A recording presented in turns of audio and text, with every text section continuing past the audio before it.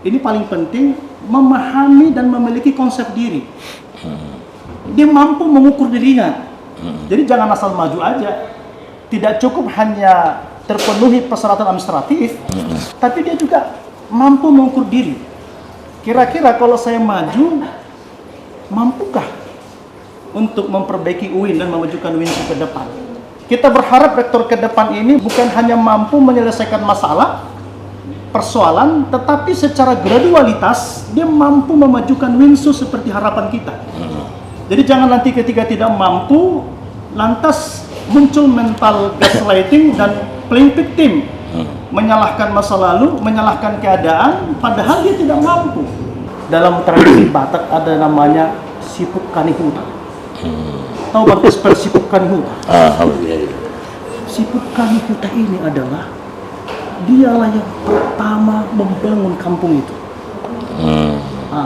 Jadi jangan sampai kita kangkangi sipuk kanihuta.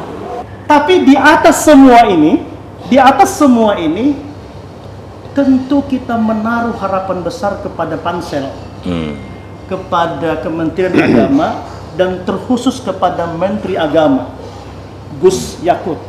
Gusmen. Kita menaruh harapan besar kepada beliau. Ini juga pesan dari alumni, stakeholder, masyarakat, para ulama. Ini pesan untuk beliau bahwa benar-benarlah memilih rektor ke depan itu berdasarkan kompetensi, berdasarkan profesionalitas, integritas, dengan mekanisme praktik-praktik yang benar-benar clean. Jadi mari kita tinggalkan tradisi yang hanya berdasarkan primordialisme semata. Jadi jangan nanti rektor WINSU itu harus NU, harus Muhammadiyah, harus Al-Wasliyah, kemudian mohon maaf harus menyiapkan pos yang banyak, sehingga para rektor pun kemudian hilir mudik, gerasak gerusuk ke sana kemari, ketemu ini ketemu sana. Saya kira tolong hentikan itu.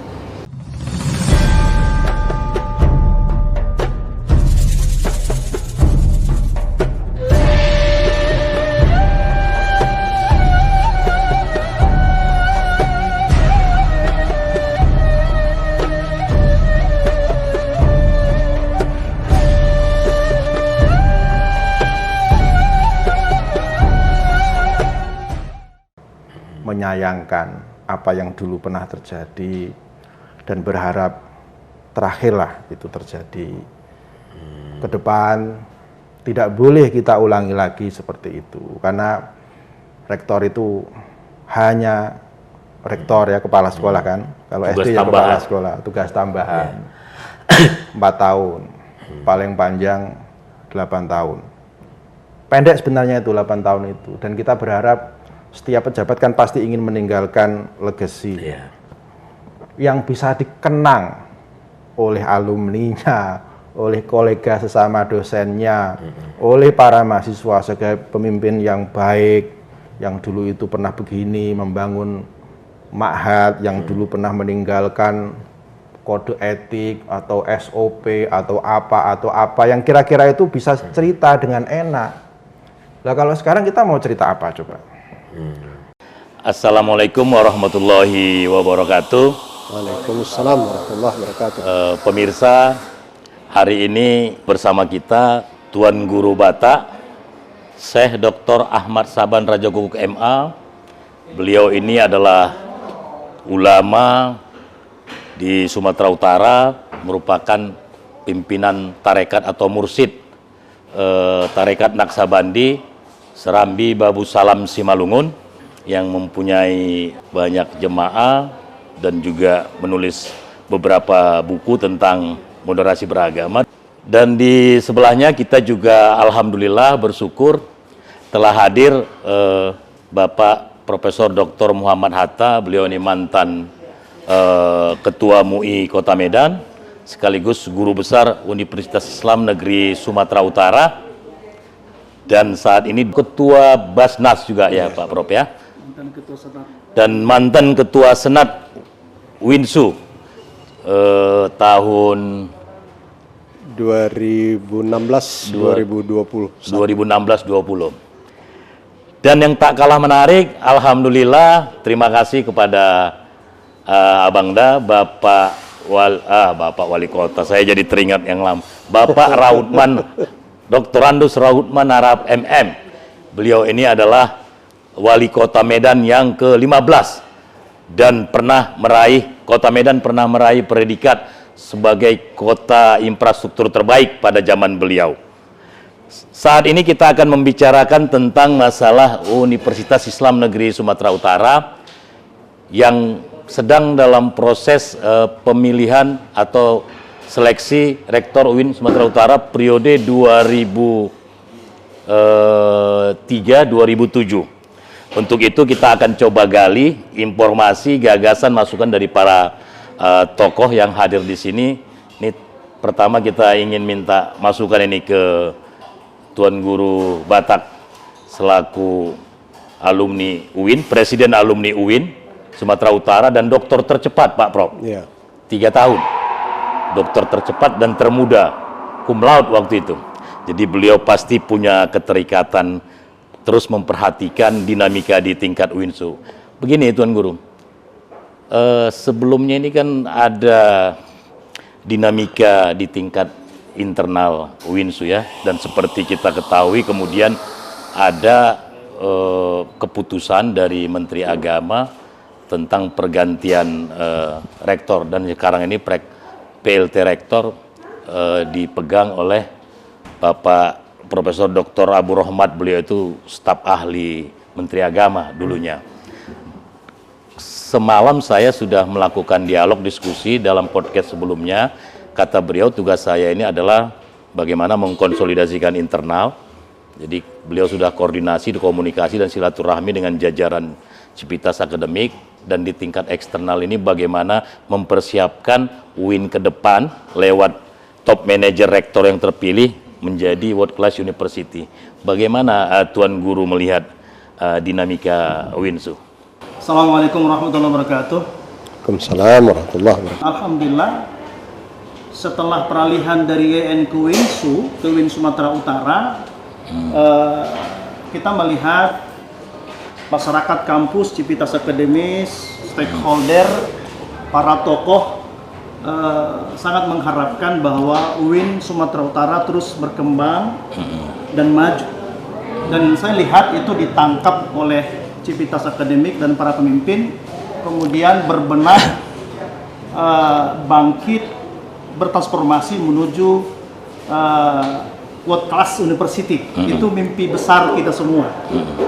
Alhamdulillah, semangat dan spirit itu kan di masa TGS Prof. Sadur Rahman terus bergerak dengan pembangunan infrastruktur, pembangunan gedung-gedung, kemudian pembangunan mahat, lahirnya kampus baru, kemudian juga pengembangan prodi yang inovatif. Bahkan saat itu dia punya program unggulan, yakni 3 harga mati, akreditasi, digitalisasi, dan internasionalisasi. Kita sangat bangga atas gagasan itu, dan beliau dapat menuntaskan selama 1 periode dan 4 tahun, dan kemudian mengalami musibah hukum sehingga periode selanjutnya beliau tertunda. Dan kemudian dilanjutkan dengan Prof. Sahrin Harahap. Kita, masyarakat kampus, alumni, tentu banyak tokoh menaruh ekspektasi besar kepada Prof. Sahrin, karena beliau seorang ilmuwan yang juga cukup dikenal, populer. Kita berharap di masa beliau, upaya pengembangan, kebangkitan UINSU, kemajuan UINSU menuju world class university akan mengalami akseleratif. Tetapi kemudian pepatah mengatakan malang tak dapat ditolak, untung tak dapat diraih. Kita dapat musibah lagi, beliau kemudian mendapat hukuman disiplin dari Menteri Agama sehingga beliau jabatan rektornya dicopot. Jadi jangankan untuk mampu menyelesaikan masalah, tapi dianggap malah menambah masalah. Tetapi saya kira konsep kita kan bukan lagi ke sana. Semua itu kita jadikan iktibar. Kita sekarang menatap ke masa depan. Sekarang ini seperti tadi Bang Casper mengatakan sedang terjadi penjaringan pemilihan rektor. Setidaknya berkaca dengan masa lalu dan harapan ke depan, ada 5 catatan kita terhadap rektor ke depan. Yeah. Yang pertama, kita berharap rektor ke depan itu adalah visioner. Memiliki kompetensi, memiliki integritas, kecakapan, dan keberanian untuk memajukan WINSU menuju world class university. Yang kedua, ini paling penting, memahami dan memiliki konsep diri. Dia mampu mengukur dirinya. Jadi jangan asal maju aja. Tidak cukup hanya terpenuhi persyaratan administratif, tapi dia juga mampu mengukur diri. Kira-kira kalau saya maju, mampukah untuk memperbaiki UIN dan memajukan WINSU ke depan? Karena begini,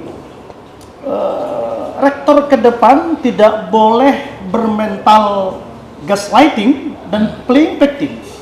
Itu tidak boleh.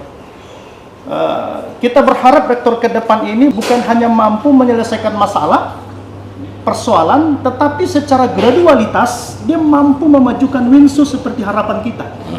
Jadi jangan nanti ketika tidak mampu, lantas muncul mental gaslighting dan playing victim. Menyalahkan masa lalu, menyalahkan keadaan, padahal dia tidak mampu. Oleh karenanya rektor ke depan itu harus yang kolaboratif, rendah hati, mampu bersinergi, merangkul, dan tidak diktator. Yang ketiga, kesadaran bahwa kampus WINSU ini kan kampus Islam. Yeah. Ini harus menjadi kekuatan moral first. Ini kekuatan moral. Ini kampus Islam, kampus intelektual, kampus moralitas, kampus peradaban. Sehingga jangan lagi kemudian terdengar, terendus isu-isu negatif, tindakan-tindakan amoral, meskipun itu sebatas isu, karena itu akan mampu mendegradasi citra baik kita di depan masyarakat. Bahwa kita harus menjadi kekuatan moral, kita harus menjadi kekuatan spiritual, pusat spiritual barangkali, dan tugas kita adalah mencerdaskan anak bangsa. Yang keempat, kesadaran bahwa kampus WINSU itu adalah milik negara. Ini bukan milik ormas, bukan milik golongan, dan ini bukan perusahaan keluarga. Yeah. Kalau nanti bapak ibu terpilih di rektor, jadilah rektor yang profesional. Jangan kemudian nanti uaknya, adiknya, kakaknya, familinya ikut jadi rektor. Nah, itu berbahaya. Jadi kita berharap kesadaran terhadap bahwa ini milik negara, ini amanah yang harus diemban penuh dengan tanggung jawab. Terakhir, legacy. Bahwa kita semua punya harapan besar setiap pemimpin mewariskan legacy. Tadi cerita Prof. Hapta, guru kita, beliau ini guru saya, bahwa di zaman Pak Rahutman itu ada yang bisa dikenal bagaimana beliau berpihak kepada umat. Kita berharap rektor ke depan harus bisa mewariskan better legacy. Jadi semangatnya itu ada yang diwariskan. Saya kemarin mengutip YouTube video yang dikirim Bang Casper ke kita, bahwa PLT sekarang kan sangat menyayangkan keadaan masa lalu. Dia mengatakan dalam video itu kan, apa yang kita banggakan? Tidak ada. Makanya ke depan kita berharapkan rektor ke depan itu yang bisa mewariskan legacy itu tadi. Dan ini selalu sampaikan, spirit kita adalah doa Ibrahim alaihissalam. Dalam Al-Quran itu kan, Rabbi habli hikmah wal hikni bis solihin wa ja'alli lisana sidikin fil akhirin. Itu menarik, itu doa itu sering kita amalkan itu. Ya Tuhan, berikan aku ilmu hikmah dan masukkan aku ke dalam golongan yang soleh. Perhatikan kalimat berikutnya, wa ja'alli lisana sidikin fil akhirin. Jadikan aku menjadi buah tutur yang baik untuk generasi yang akan datang. Kita berharap rektor ke depan mampu melahirkan legacy, warisan-warisan yang baktinya dititi dan diteruskan oleh generasi yang akan datang. Oke. Menarik. Sedikit lagi, Oke, Bu, siap. sedikit lagi bertuntas ini. Oh iya, iya. Tapi di atas semua ini, tentu kita menaruh harapan besar kepada Pansel, kepada Kementerian Agama, dan terkhusus kepada Menteri Agama, Gus Yakut. Ya, Gusmen. Kita menaruh harapan besar kepada beliau. Ini juga pesan dari alumni, stakeholder, masyarakat, para ulama. Ini pesan untuk beliau bahwa benar-benarlah memilih rektor ke depan itu berdasarkan kompetensi, berdasarkan profesionalitas, berdasarkan integritas, dengan mekanisme praktik-praktik yang benar-benar clean. Jadi mari kita tinggalkan tradisi yang hanya berdasarkan primordialisme semata. Jadi jangan nanti rektor UINSU itu harus NU, harus Muhammadiyah, harus Al-Wasliyah, atau harus kerabat. Kemudian mohon maaf, harus menyiapkan pos yang banyak. Sehingga para rektor pun kemudian hilir mudik, gerasak gerusuk, ke sana kemari, ketemu ini, ketemu sana. Saya kira tolong hentikan itu. Kita bangun tradisi yang baru, tradisi yang clean, dan aku yakin Menteri Gus Yakut sangat setuju dengan hal ini. Kenapa? Apabila nanti terjadi lagi seperti masa-masa lalu yang kita berasumsi itu terjadi di masa lalu, kita prihatin. Calon rektor itu adalah pemimpin kampus, pemimpin peradaban, bukan pemimpin proyek. Sehingga harus hilir mudik ke sana kemari, menjumpai ini, menjumpai itu, menyiapkan kos yang banyak. Kalau itu terjadi, begitu terpilih nanti, begitu dia menjabat, apa yang terjadi? Dia akan tersandera. Kalau mau jadi WR ini, ada rekomendasi dari ini, rekomendasi dari ini. Padahal yang kita butuhkan adalah benar-benar sosok yang memahami kondisi objektivitas kampus. Yang kita yakini memiliki kemampuan, kompetensi, integritas memajukan kampus. Dalam tradisi Batak ada namanya Sipuk Kanihuta. Tahu Batak spell Sipuk Kanihuta? Sipuk Kanihuta ini adalah dialah yang pertama membangun kampung itu. Jadi jangan sampai kita kangkangi Sipuk Kanihuta. Ini kan semua rata-rata Sipuk Kanihuta ini. Artinya dahulukanlah untuk bisa yang bagian dari sana, kan artinya iya supaya harapannya paling mengerti kondisi objektif UINSU. Sekali lagi, yang paling penting tadi harapan kita bersama sudah ada titik temu. Kita berharap rektor ke depan ini, harapan kepada Menteri Agama adalah mohon rektor ke depan dipilih berdasarkan kemampuan kecakapan tadi. Dan Pukanihuta. Dan